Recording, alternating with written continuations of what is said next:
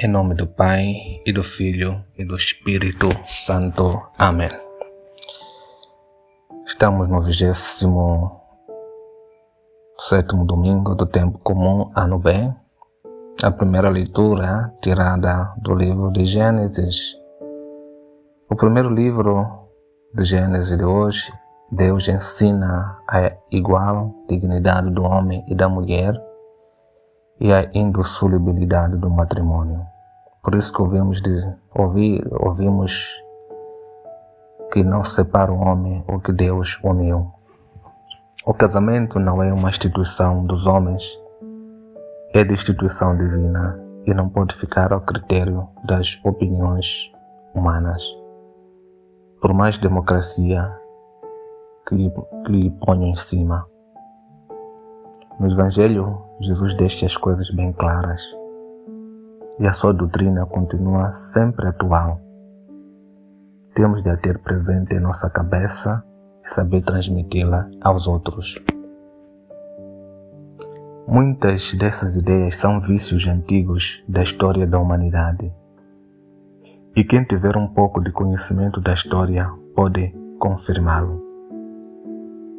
Alguns armam-se em profetas da modernidade, defendendo as piores aberrações, o divórcio, o aborto, as uniões homossexuais.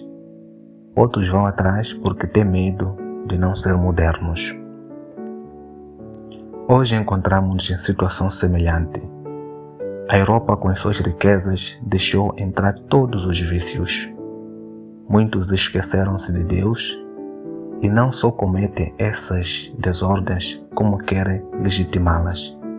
Querem chamar o bem ao mal e mal ao bem e impor aos outros as suas perversões.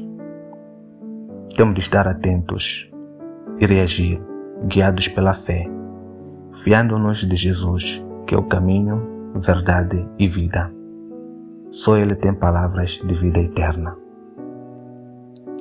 O casamento é a união de um com uma e para sempre. Aparece-nos nas primeiras páginas da Bíblia, como escutávamos na primeira leitura. Deus criou o homem e a mulher da mesma carne, iguais em dignidade. Formou com eles uma família para ficarem indissoluvelmente unidos, para serem uma só carne. Quem repudiar a sua mulher e casar com outra, comete adultério. Assim falou o Senhor Jesus no Evangelho. O divórcio vai contra a natureza do matrimônio. O amor verdadeiro, sobre que deve assentar o casamento, exige essa indissolubilidade. A mãe ama o filho sem condições, mesmo que seja mau e ingrato.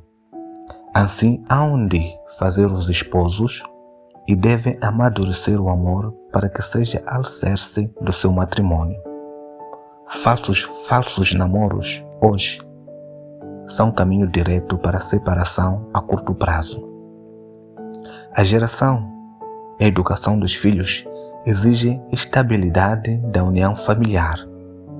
Não são frangos de aviário. Não basta dar-lhes comida e conforto.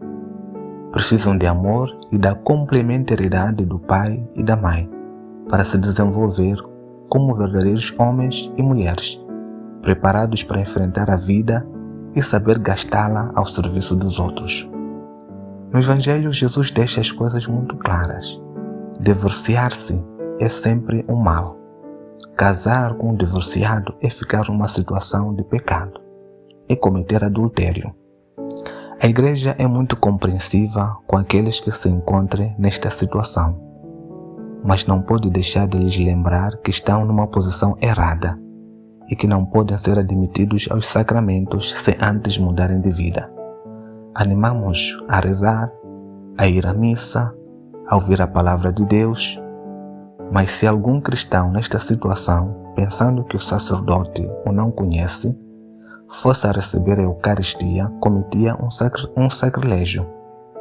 A Deus não podemos enganar. É isso que lembra os documentos do magistério da Igreja. Deixai vir as minhas criancinhas. A família é a base da sociedade e a célula fundamental da igreja. Nela nascem os novos filhos de Deus. Nelas se eduquem e crescem. Nela são levadas as fontes da graça e educadas na fé. Se as famílias funcionam bem, toda a sociedade funciona bem. Prova-nos os problemas com tantos marginais que a gente encontra no mundo. Vale a pena lembrar que o papel fundamental da família, as mães são as primeiras catequistas. Se falta catequese familiar, a formação religiosa das crianças e jovens ficam sem alicerces. Os pais ensinam com palavras e, sobretudo, com o exemplo da sua vida cristã.